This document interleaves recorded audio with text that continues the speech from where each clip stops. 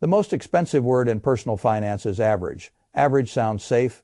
Average sounds social. Average sounds like a place where you can rest your mind and stop feeling ashamed. But average is not safety. Average is a script. And if you let that script run long enough, it does not deliver peace. It delivers dependency with better marketing. I want you to hear that clearly because most people never do.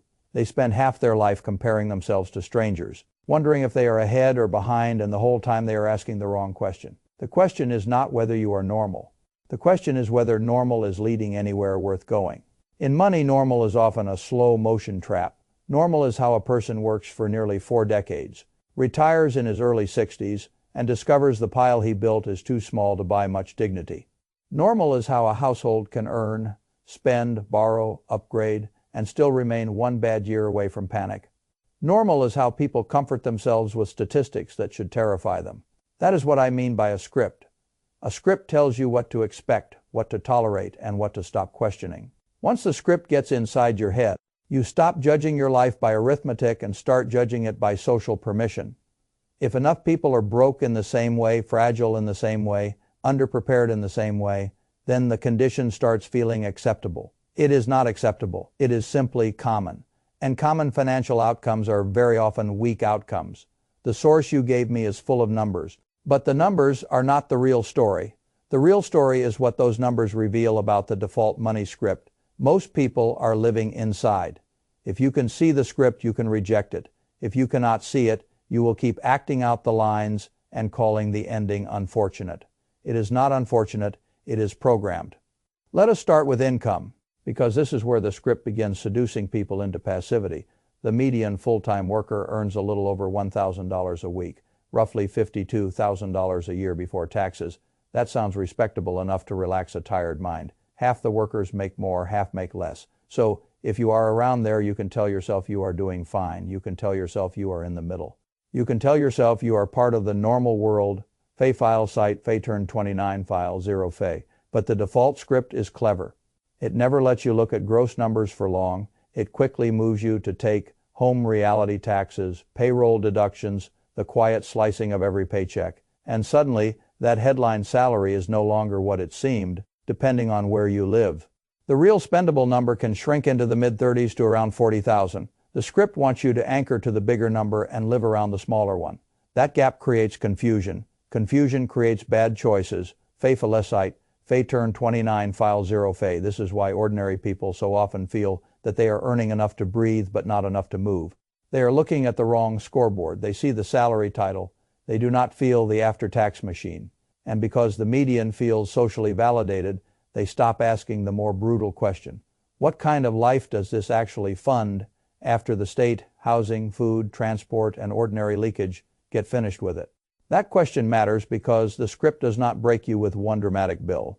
It breaks you with structure. Median income plus median behavior produces a certain destination. If the destination is weak, then being average is not comforting. It is a warning. The same pattern shows up even more clearly in retirement savings, which is where the default script becomes almost cruel. The median retirement balance in America is around $65,000, and about a quarter of Americans do not even have a retirement account at all. Zero. Not small. Zero. Think about that. 1 out of 4 people is heading toward old age without even a formal container for long-term capital. That is not a tiny oversight. That is a civilization-wide sleepwalk. Fay falecite, Fay turn 29 file 0 Fay. Now the script defends itself by hiding behind age. People under 25 have tiny balances. Fine. That part is not shocking. People in their late 20s and early 30s do somewhat better, but still modestly. Then the number climbs by age. The script wants you to take comfort from the upward slope. It wants you to say, see, people catch up later.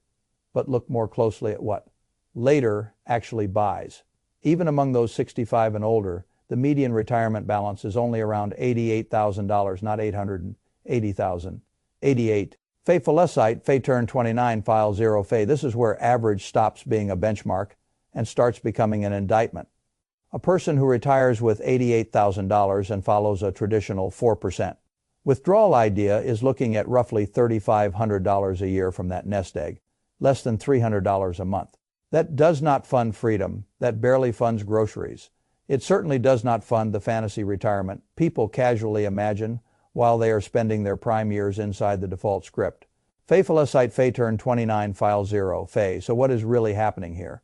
The script is teaching people to confuse participation with preparation.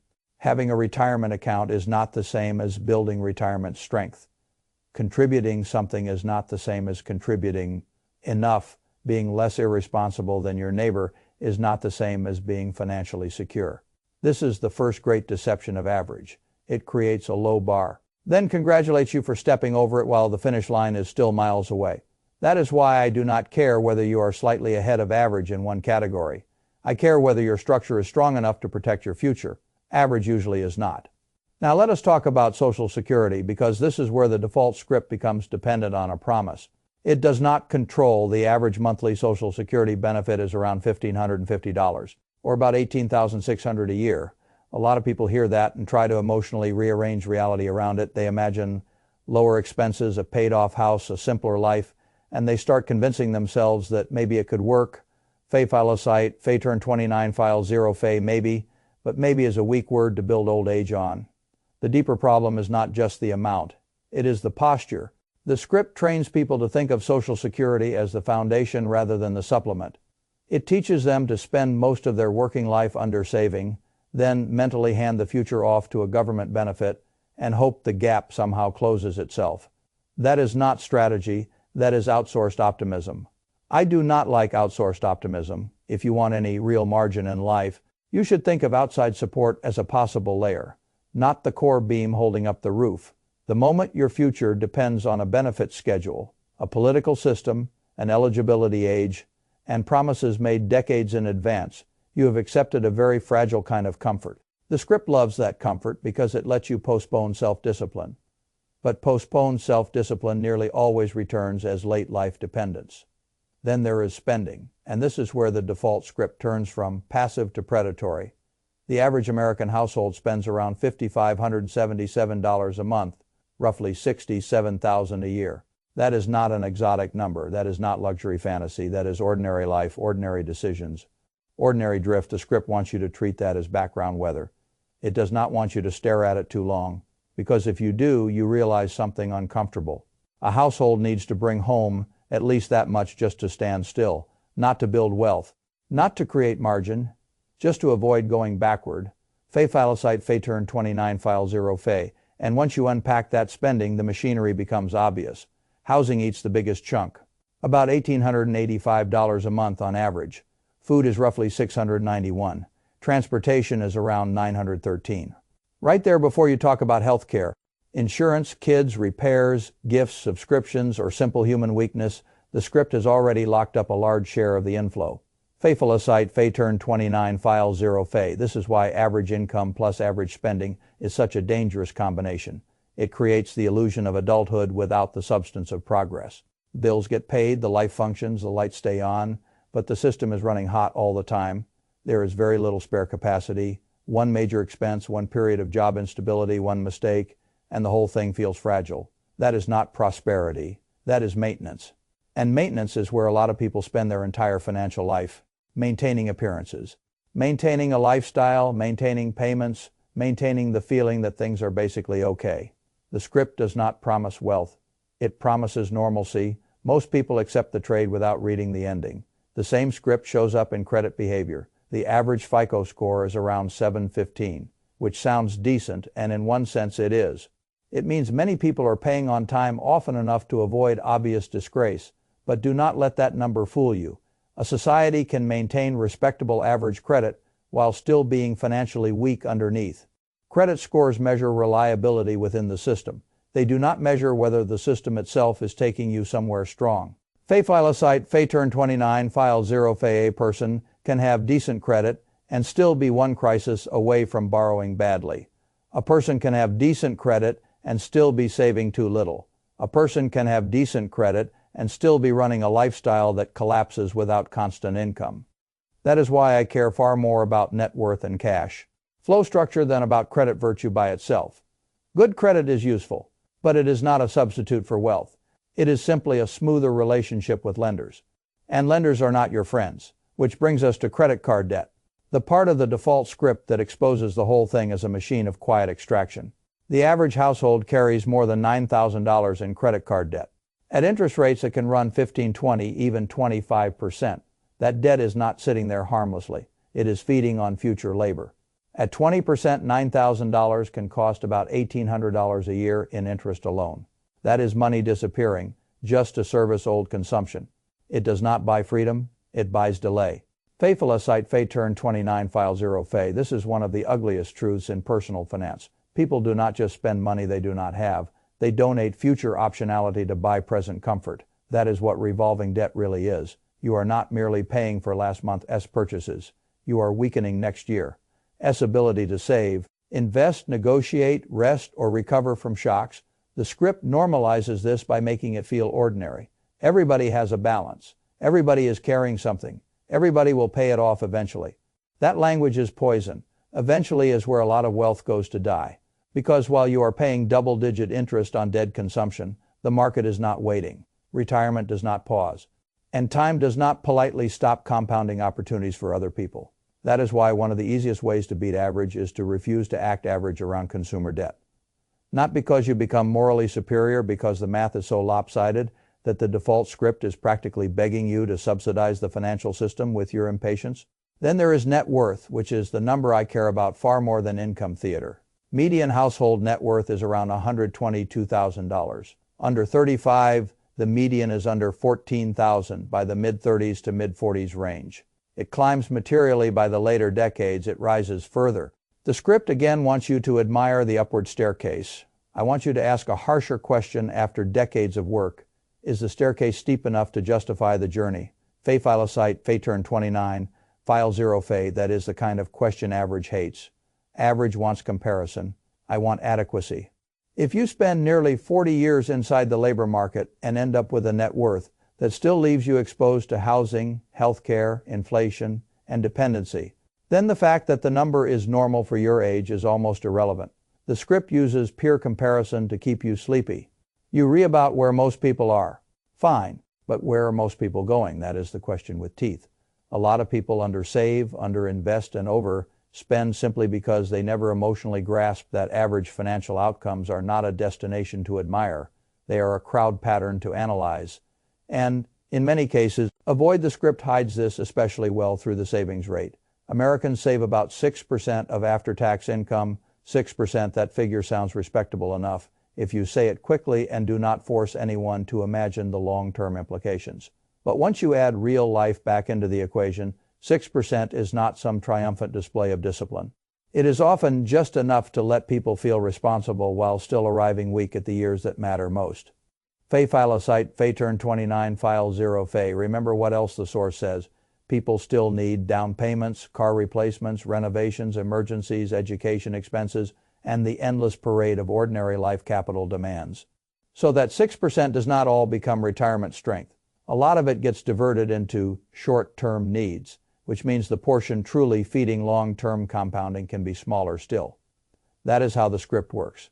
It gives you a number just high enough to calm your conscience and just low enough to fail your future. That is not an accident, it is a default. And defaults are dangerous precisely because they require no active stupidity. You do not need to blow yourself up spectacularly. You simply need to move with the herd, assume the herd knows something, and wake up later with the herd's results. The retirement age part of the source is where the script's ending becomes impossible to ignore. The average retirement age is around 61.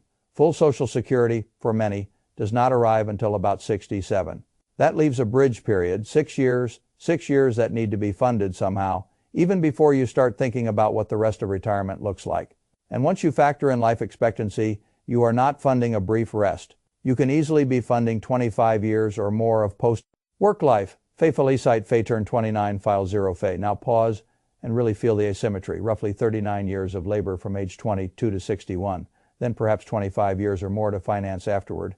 That is the trade. And the script says you can do this while carrying median retirement balances, average savings habits, ordinary spending patterns, and occasional consumer debt. I do not believe that script. I think it is a bad deal sold in the language of normalcy. This is why the source matters, not because the numbers are fun trivia, because they expose the gap between what people say they want and what their default behavior is actually producing. Everyone says they want comfort, options, security, and a peaceful retirement. Fine. Then why is the average savings rate weak, the average retirement balance small, and the average debt burden still feeding banks instead of futures? The answer is brutal and simple. Most people are following a script they never consciously wrote. So what should you do once you see the script? First, stop using average as emotional anesthesia. If a statistic makes you feel better, good. But that is not the point. The point is to ask whether the average outcome is acceptable on its own merits. If it is not, then being around average is not a comfort. It is an early warning. Second, separate gross income from usable power. Stop telling yourself stories with the pre-tax number. Your life runs on after-tax cash flow. Judge your reality there. Build your housing, transport, and recurring costs against the real number, not the ego number. Third, raise the savings floor. 6% is a default script number. It may be better than 0. It is not enough if you actually intend to buy serious optionality, 10 to 15% directed toward long. Term investing is a much healthier starting point, and if you want unusual freedom later, you likely need more than unusual people are willing to do. The script rewards convenience now. You need to reward future power. Instead, fourth, treat high-interest credit card debt like a structural emergency. There is no glory in investing while double-digit consumer debt is eating you. The source says it clearly, and the arithmetic is savage. You are not compounding wealth while you are paying 20% to preserve the illusion that nothing has to change. Fay Philosite, Fay Turn, 29, File 0, Fay 5th, under. Run your lifestyle relative to the averages when it matters most. If the typical household spends around $5,500 a month, then one path to strength is not merely to hope for a higher income. It is to create a deliberate gap between what flows in and what automatically flows out. Live on less than your structure says you can, not forever in misery, but long enough and consistently enough that the gap becomes capital. The source points out that even trimming to $4,500 a month instead of $5,500 can free up roughly $12,000 a year. That is not small over decades. That kind of margin becomes a wall between you and the default ending. Fay Philosite, Fay Turn, 29, File 0, Fay 6. Stop worshiping cash and start giving it a job. Many people are proud savers and weak builders. They accumulate in low-yield places because it feels safer, but they starve the very compounding they claim to value. Once the true emergency reserve is established, excess capital needs productive work. The source explicitly pushes low-cost index funds as the boring but powerful escape from average outcomes. That is correct. You do not need a secret. You need a structure. Fay Philosite, Fay Turn, 29, File 0, Fay 7th. Use peer comparison correctly. Social media is a liar, but statistics can lie emotionally too if you let them. Do not use them to feel superior. Use them to calibrate urgency. If you are behind, good. Now you know if you are ahead, fine, stay hungry. The enemy is not other people, the enemy is complacency. What fascinates me about all this is how beatable average actually is. That is the hopeful part. The bar is low, but the consequences of staying under it are ugly. If you earn a bit more than median, save materially more than 6%, avoid revolving debt, keep your housing and transportation from swallowing your future, and invest consistently in productive, low-friction assets, you do not need genius to outperform average by a wide margin. You simply need intention where the default script offers drift. Fay Philosite, Fay Turn, 29, File 0, Fay. That is important because many people imagine financial strength as some rare elite condition. It is not rare in the sense that it requires magic. It is rare in the sense that it requires sustained behavior. Most people will not tolerate because the rewards are delayed and the default script is socially easier. That is all. The script says look rich enough. The escape path says build strong enough. The script says keep pace with peers. The escape path says build pace against the future. The script says average is acceptable. The escape path says average is a data point, not a destination. I also want to say something about shame because it sits under a lot of financial paralysis. If some of the source numbers hit too close to home, good. Let that sting clarify the problem. But do not turn to fatalism. A 35-year-old with weak net worth is not doomed. A worker with no retirement account is not doomed. A household overspending the median is not doomed. But none of those people are helped by pretending their position is safe because it is common. Common pain is still pain. Common weakness is still weakness. Common dependence is still dependence. This is why I respect people who look directly at ugly numbers. The minute you stop asking whether you are normal and start asking whether your trajectory is strong, you begin escaping the script. That shift is everything. It changes what you do with raises. It changes how you think about debt. It changes the role of housing. It changes how much margin you demand from your life. It changes what retirement means. It changes whether Social Security is a hopeful bonus or a desperate plan. Most importantly, it changes your posture. Instead of drifting inside normal, you start designing against fragility. That is a much better way to live because wealth at the deepest level is not a flex. It is reduced coercion. It is the ability to absorb shocks without panic. It is the ability to make decisions without every choice being distorted by immediate cash pressure. It is the ability to retire without praying that the averages were enough. Average rarely buys that, deliberate behavior sometimes does. So here is the challenge I want to leave with you. Stop asking whether you are better or worse than other people. Ask whether your current script, if repeated for 20 years, leads somewhere you would actually want to end up. If the answer is no, then average is irrelevant. The only thing that matters is rewrite. Rewrite the savings rate. Rewrite the debt habits. Rewrite the spending baseline. Rewrite the role of housing and transportation. Rewrite the relationship with investing. Rewrite the definition of retirement. Rewrite the idea that average means safe, because it does not. It means common. And common financial endings are often far uglier than polite people are willing to admit. You can keep taking comfort from the fact that many people are in the same position. Many are that will not pay your bills at 72, that will not fund dignity at 80, that will not undo decades of undersaving, that will not turn weak habits into strong, late life cash flow. Or you can use the averages for what they are actually good for. A warning label, a map of where the default script goes, a low bar begging to be cleared, a blunt reminder that normal can be crowded, celebrated, and still completely unworthy of your future. That choice belongs to you. But do not say you were never shown the script. Now you have seen it. The only real question is whether you are going to keep acting in it.